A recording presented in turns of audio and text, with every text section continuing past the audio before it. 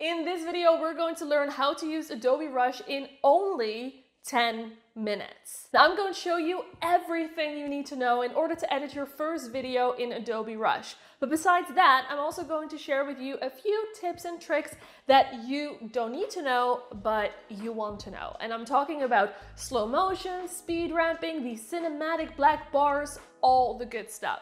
So make sure that you watch until the end if you want to get all of these good tips and tricks. If we haven't met before, my name is Lila, so lovely to meet you. This channel is all about videos. If you want to create better videos, and I'm pretty sure that you do, then make sure to take a look around. And if you like what you see, make sure to hit subscribe and the notification bell so you don't miss out on new uploads. Before we start, I want to clarify that yes, Adobe Rush is a part of the Creative Cloud, but there is also a free version that you can download in either the Google Play Store or the App Store. You can use it on your Android phone, you can use it on your iPhone or on your iPad. I use Adobe Rush on my iPad, but like I said, you can also use it on your phone. I'm going to show everything how to do it on your iPad. The interface is a little bit different on your phone, but all the options are still there, so you're still able to follow along. Another important note that I want to make before we start is that you have to have access to your files. So if you shoot everything on a camera, you want to either upload it to my Creative Cloud or Dropbox, or you just want to store it locally on your phone or iPad. Okay, so let's open Adobe Rush,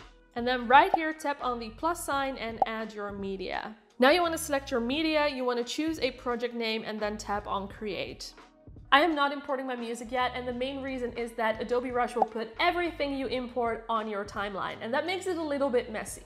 If you want, you can mute the track or you can just mute the music, but I like to work this way because it keeps it clean and organized. Let's explore the interface. This plus sign right here is to add media, a voiceover or a title. Then the archive box is basically your project bin. If you work in Premiere Pro, you know what a project bin is. This is where you can find all of your files. All right, if we go down here, we have the cut tool, the duplicate tool, and the trash tool. And these are, I think, quite self-explanatory. And then we have an expand tool. I always enable this.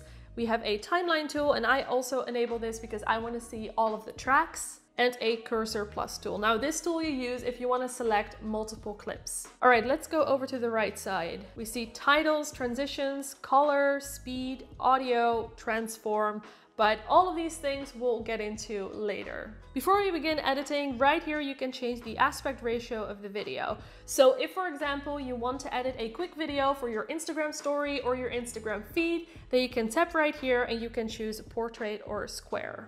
All right, now it is time to cut our video. So the first thing that I always do is I zoom in by pinching on the screen, and then we hold our timeline and we move it to where we want the cut to be.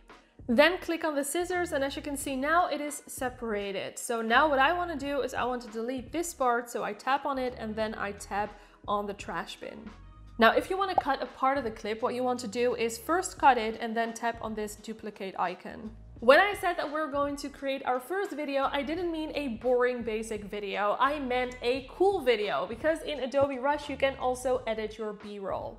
If you have some clips that you want to use as B-roll, so you only want the video part of the clip and you want to delete the audio, tap and hold on that clip and then you get this little menu, and then you can tap on separate audio. Now you can delete the audio and you can move the video to track number 2. And this is how you create little B-roll sequences, which is awesome. If we want to zoom in or reposition a clip, we can tap on this transform button.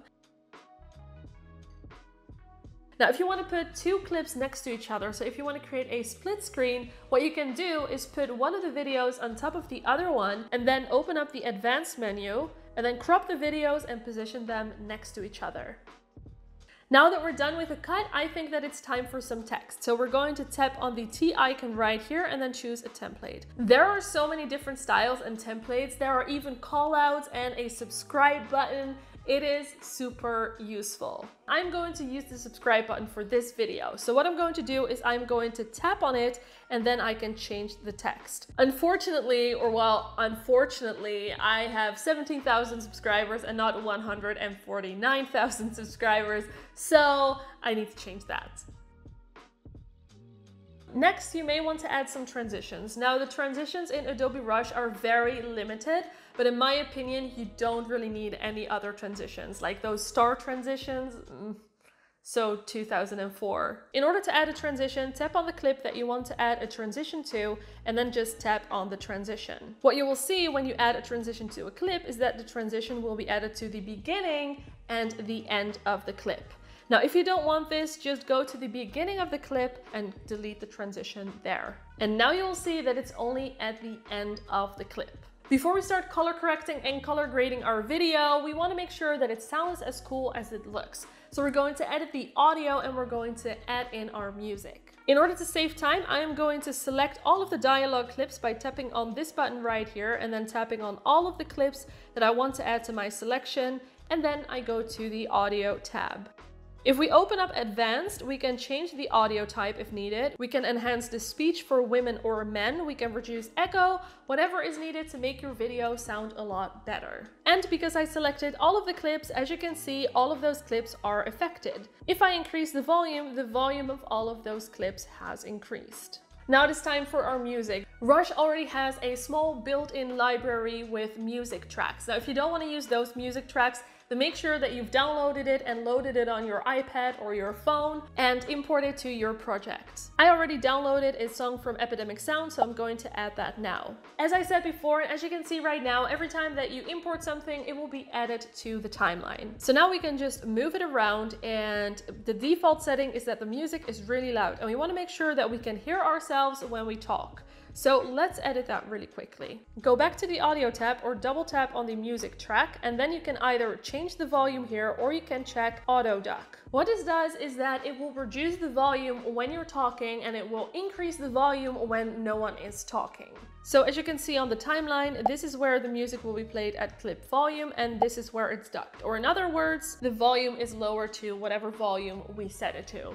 Super easy. Something else that's pretty cool that I recently found out is that you can actually use one of the transitions that we looked at earlier. You can use that for your song. So for example, a cross dissolve transition, you can add that to your song and then you can change the duration of the transition. Now, why is this cool? Because it works as a fade in and a fade out. It is a subtle fade, but I still think that it's pretty cool. The next step is color grading, and color grading is a little bit challenging in Adobe Rush, but if you film in a neutral picture profile, which most of you probably are if you're just filming with your phone or just using the footage straight out of camera and you're not doing anything difficult with log footage and stuff, then this will probably suffice. There are some built-in presets, but I never use them. What I do is I go to the Edit tab, and then right here I use the sliders to adjust the brightness, contrast, temperature, etc.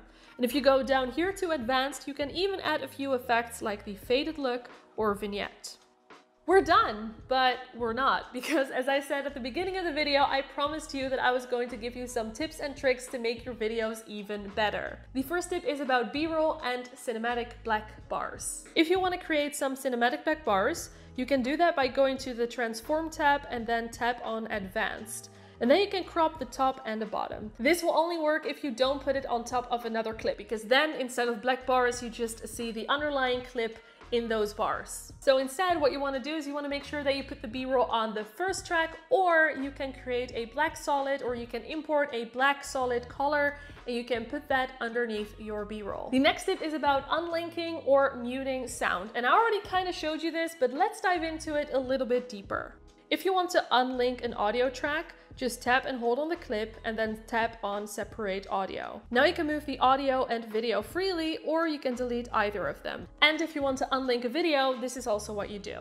Now, if you want to mute a sound or you want to mute the entire track, you can tap on this sound icon right here and it will mute the entire track. But if you just want to mute the audio of one clip, you tap on that clip and then you tap on this audio icon right here and select mute. And of course, I'm saving the best for last, which is slow motion and speed ramping. Most of us love slow motion, and if you want to slow down a clip, all you have to do is go to the speed icon right here and then change the speed of the video. But what is even better is that we can create a speed ramp by checking the ramp box. Now, if you look at your timeline, you will see 2 speed markers. You can drag them to wherever you want the speed ramp to happen and then change the range speed to however fast or slow you want the ramp to be. All right, it's time to export our video. Let's tap on the Share tab right here and then select your preferred settings and hit Export. If you enjoyed this video, then check out this video right here, and of course make sure to subscribe and hit the notification bell so you won't miss out on new uploads. Another very important note.